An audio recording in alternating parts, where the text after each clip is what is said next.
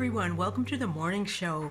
We're coming to you today on WJOP-LP Newburyport at FM 96.3 on Channel 9 and will later be available on Newburyport Community Media's YouTube channel at ncmhub.org. I'm your host, Mary Jacobsen, and I am so happy today to be able to welcome Matt Hillman, the Refuge Manager of the Parker River National Wildlife Refuge. He's here to help us define what ethical behavior while watching wildlife means and why it's so important. So first of all, Matt, just welcome to the morning show, and thank you so much for taking time to be here. Well, thank you, Mary. I'm pleased to be here. I am just delighted to have you here talking about this important topic, which arises every year when the snowy owls return to the refuge, bringing with them concerns about keeping them safe and respecting their space. But first, Matt, let's talk about why the snowy owls come back to the refuge this time of year and what makes them such a charismatic attraction for birders, photographers, and the general public. And Maeve, while Matt's talking about this, could you show the two photos of snowy owls we have? The first one, Snowy Owls in Flight, is credited to Shiloh Schulte, and the second one, a snowy owl sitting on a telephone pole, credited to Alex Galt. Sure thing. So, the snowy owl has a fairly remarkable life history. These are Arctic tundra breeding owls. They're our largest species of owl by weight in all of North America. So the photos will speak for themselves as to why they're so charismatic. It's not every day that we're treated to seeing something so large and so stark white in contrast with the landscape that these individuals typically occupy, which is open plains and grasslands, airports, and large fields where they like to hunt and forage. But these owls, they migrate seasonally. These are in the far north of North America. They nest up in the Arctic tundra, the north slope of Alaska, northern Canada. And in certain years, when lemmings are prevalent, they're thought to erupt. IRRUPT, eruptions they're called. Where if there's a boom lemming year, which is their primary prey source up in the Arctic tundra, owls will typically be able to fledge additional young because there's abundant food resources. So their population grows. Correct, and it's very cyclical. Along with the lemming population in the Arctic tundra. When those eruptions happen, we have younger and inexperienced individuals that typically get pushed further south. And that's why in years like this year, for example, just in November of last month, we had quite a few snowy owls that were in Parker River National Wildlife Refuge, and as well as the surrounding vicinity, typically within the open fields and also the dune environments. Yeah. And, just going back briefly to the charisma of these birds, I think it is they're not just white, they're a glorious white. And it's an unusual coloration to see because given camouflage around here, you wouldn't find a bird that pure white. Of course, it's good camouflage in their native environment, the Arctic tundra. Right. And so I think it's the unusualness of it, plus I think people have a thing for owls in general. They have large eyes that are forward-facing, and I've read in the past some people who say that they remind us of us because we're also predators and we have the forward-facing large eyes. So anyway, they certainly draw attention and sometimes not to their benefit crowds. So let's talk then about ethical guidelines for observing these magnificent birds. What are some of the ethical guidelines to follow when observing the birds, Matt? Sure. So it's really important, first and foremost, to give these animals space. We have to remember that these animals have, in many cases, migrated up to 2,000 miles from their Arctic tundra breeding grounds and where they were fledged.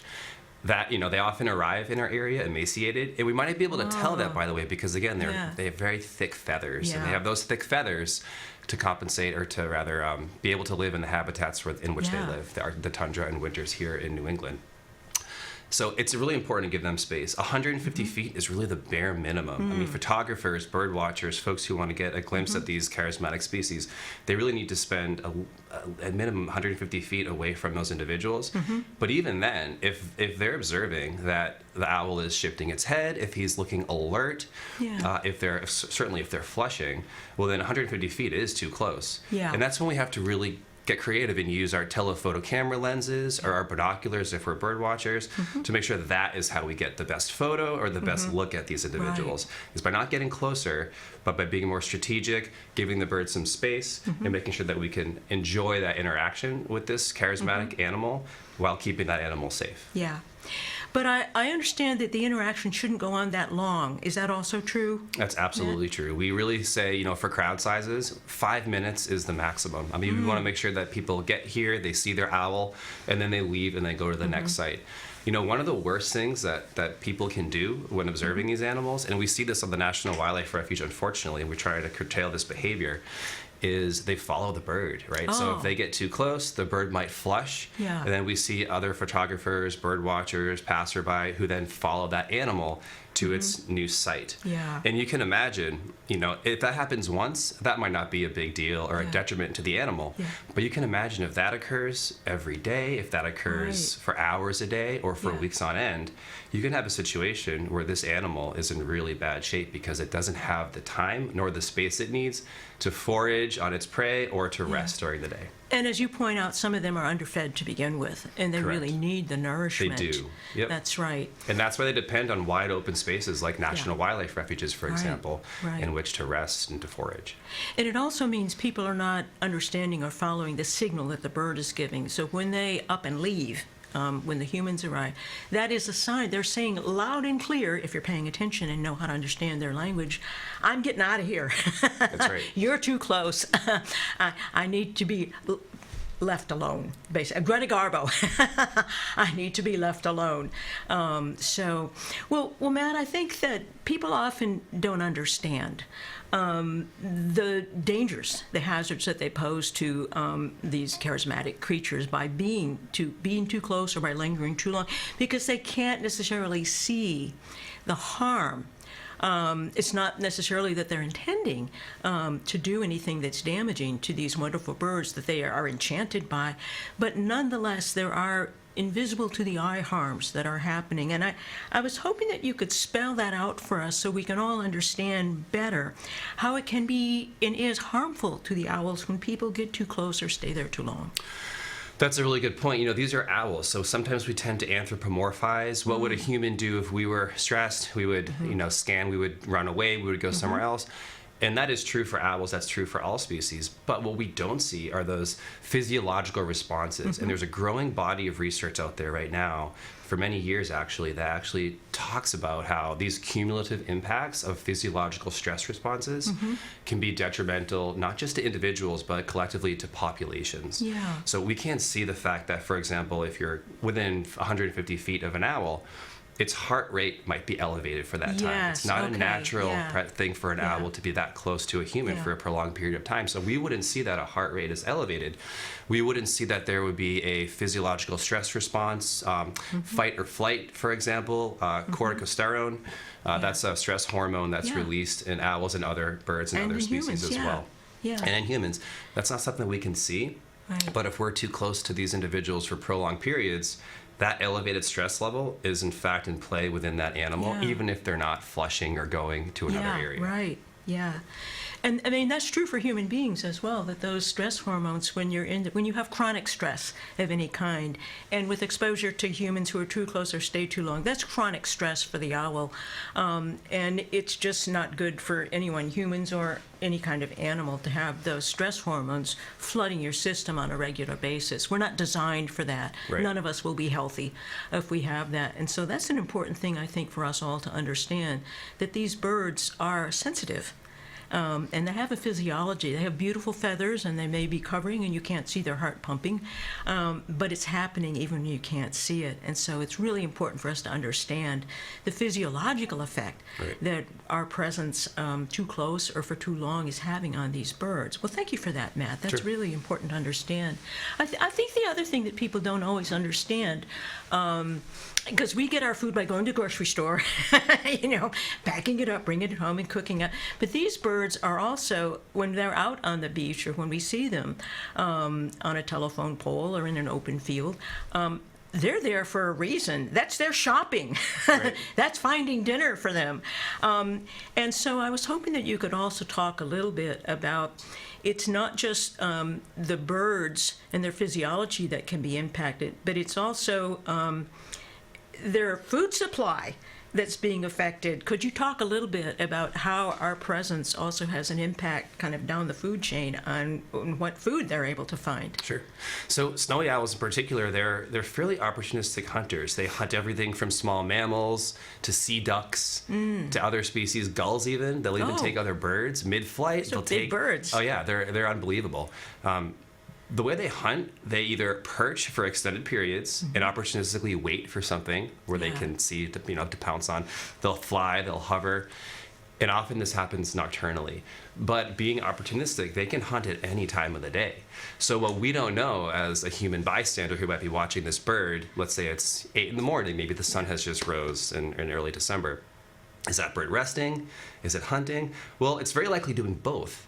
Right? Yeah. Now, if there is, you can picture a scenario where if there's a crowd of people around an owl, it's going to affect the owl in all the ways we already talked about, but it's also going to affect the prey that otherwise might be available to that individual. That now there's not going to be a meadow vole, there's not going to be a gull, there's not going to be that prey species that's going to come into the play and be able to be in pouncing or striking distance of that owl simply because we have all these people around it. Right. That would be sort of the third impact that our presence, without us really knowing it or understanding it, could have in detriment to those birds.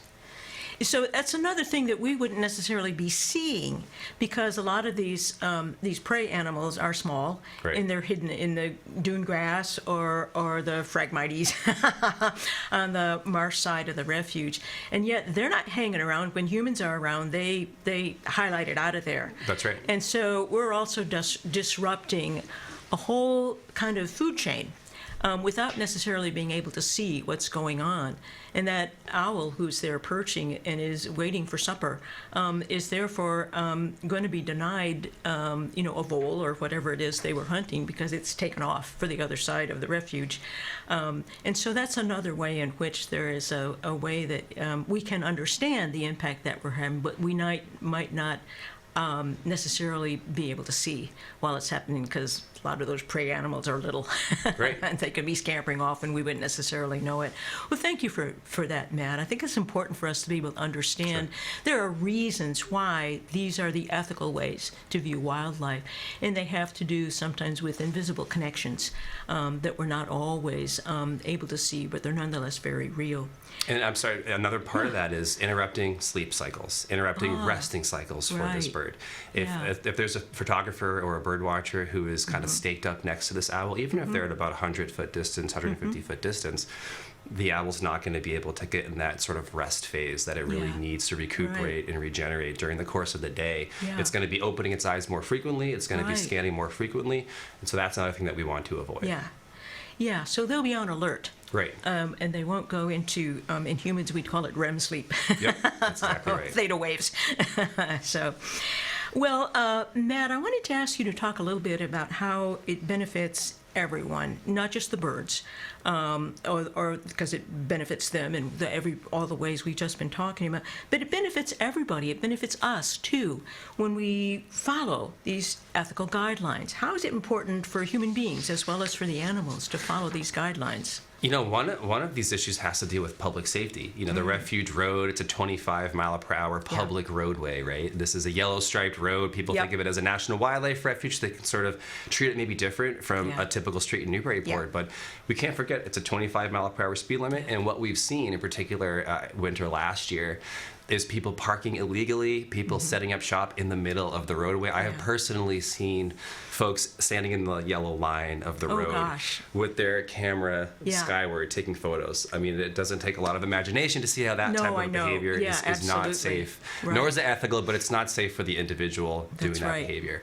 So we've seen illegal parking, right? We've seen cars blocking roadways, which is an unsafe issue for emergency vehicle access and our own administrative access. So that's part of it. We want to make sure that we're good neighbors, that we're viewing wildlife ethically, both for the wildlife's sake, but also for our own safety's sake.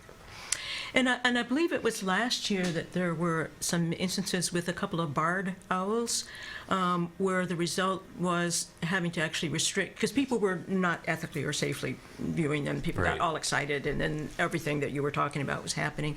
And if I recall correctly, Matt, the decision had to be made for safety's sake to restrict viewing times. Am I remembering accurately? That's right. Yeah. So typically the refuge is open from sunrise to sunset. Yeah. And of course, that sunrise and sunset period, that's the crepuscular period of the day. Right. That's a really critical phase for almost all wildlife. And of course, that's very true of the National Wildlife Refuge.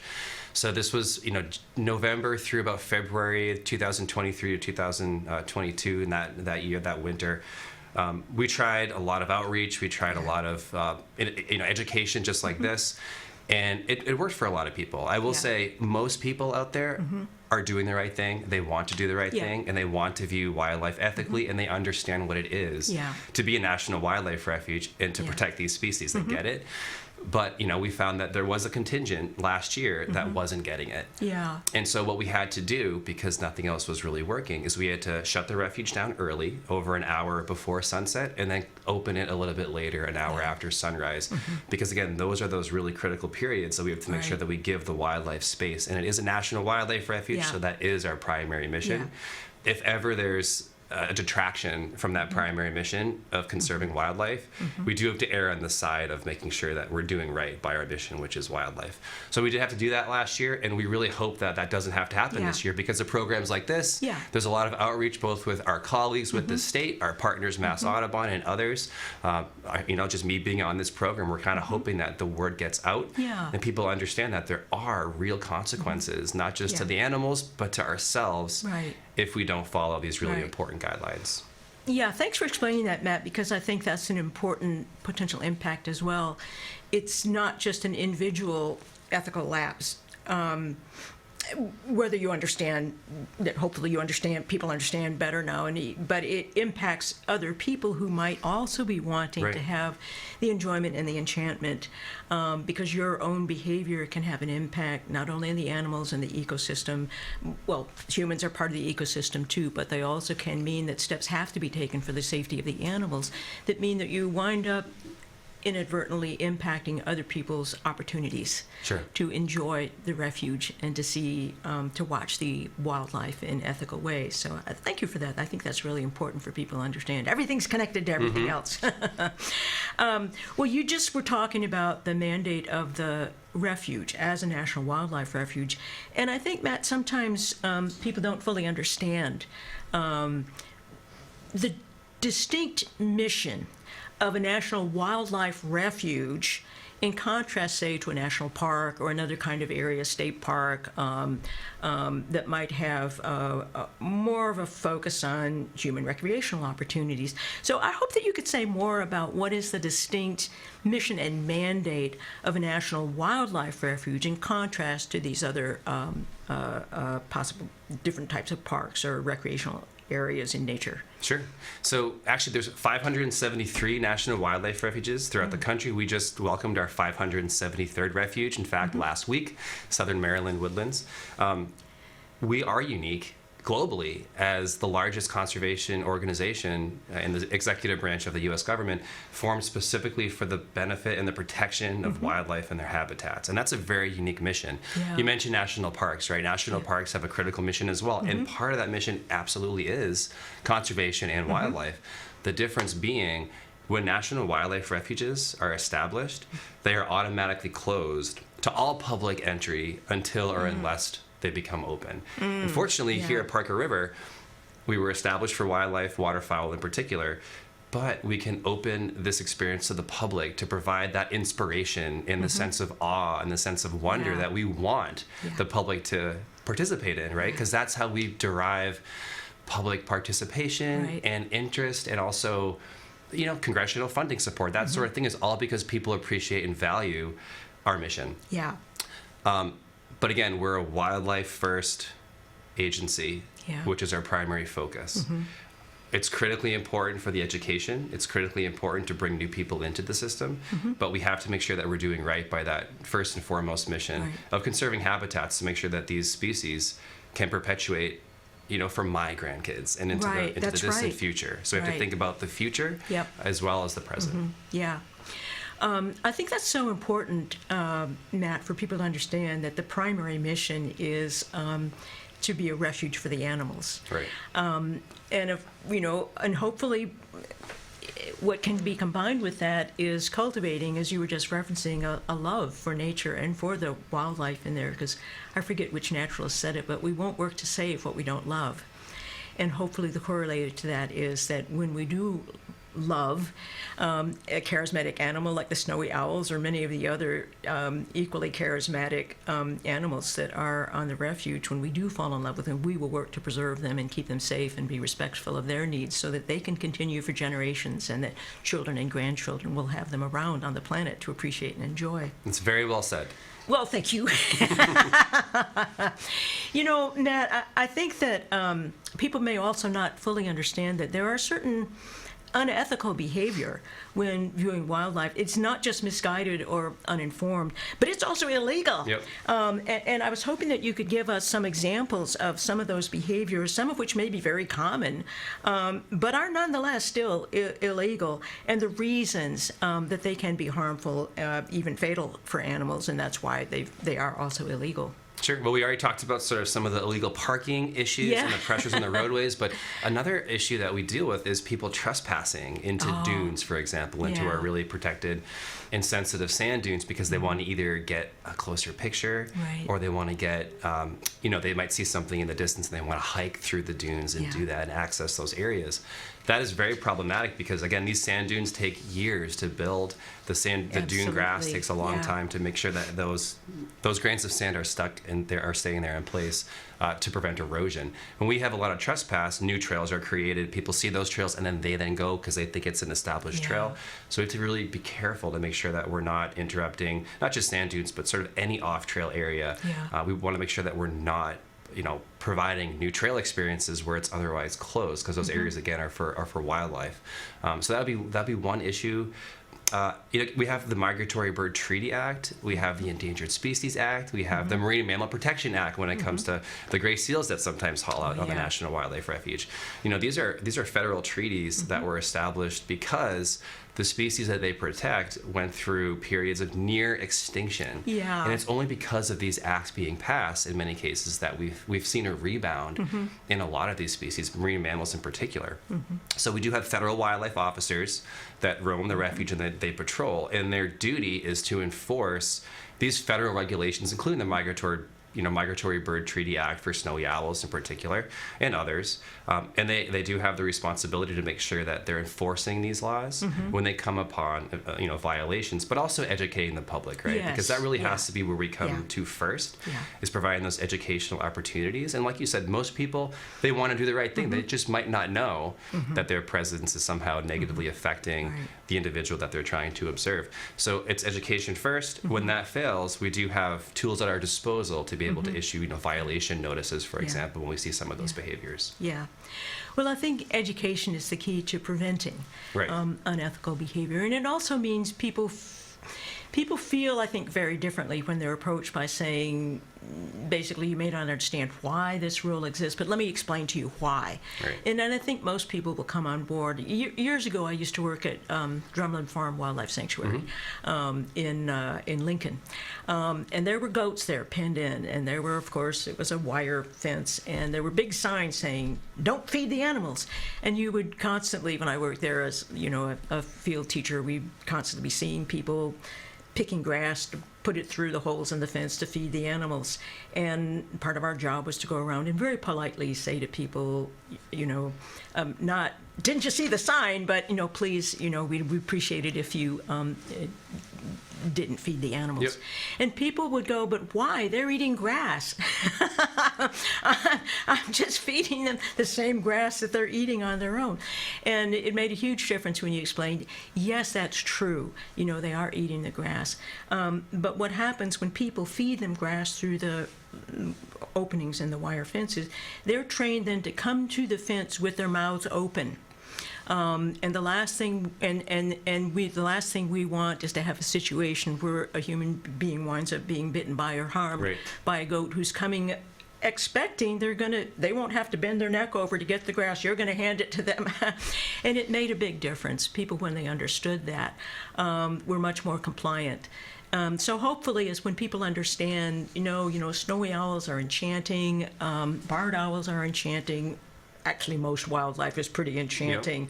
And there are important reasons that have to do with their health and safety and your health and safety. Then hopefully that education is the key to preventing mishaps and misunderstandings. So Great. I really appreciate your coming here to talk about this and to educate us so clearly. Matt, is there anything else you wanted to add about what you most hope people will come to understand better? Yeah, I mean, I hope people continue to come to the Refuge and appreciate it and value it for what it is. We're supposed to be passerby. We're supposed to be transient in nature. We go to the Refuge and then we leave, right? Yeah. It's the animals that live there. They belong there. In many cases, we have resident species that spend their whole lives there. In other cases, we have species that just migrate through.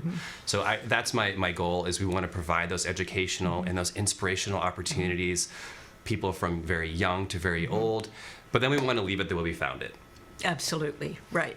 Which is the Scout's way. Yep, exactly right. Leave no And trace. I would just add, for people who haven't spent much time on the Refuge, stop off at the Visitor Center. If you've never been there before, it's a wonderful small museum, and you'll learn a lot about snowy owls and the history of the Refuge and the history of inhabitants on that land even before it became a refuge. So it's a great experience. Yeah, and check our events page on our website. We have a whole series of events, everything from Cranberry Bog tours and hikes to wildlife watching, artwork, kids events, youth programs, you name it. It's all up there on our events page on our website.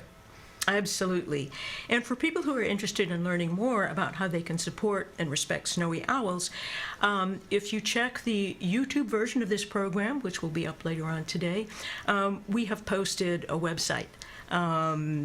It's too long for me to read it here, but if you scroll down and look at the description of the YouTube version of this show, you will find a website from Fish and Wildlife that you can click on that will explain a lot of the things that Matt and I have been talking about today. Matt, thank you so much for taking time to be here and to explain things so carefully and compassionately. I really appreciate it. It's been a pleasure. Thank you for having me. It's been totally my pleasure. That's it for today, everybody. Please join us again next Thursday at 9 for the morning show. Until then, everybody, be well. Bye-bye.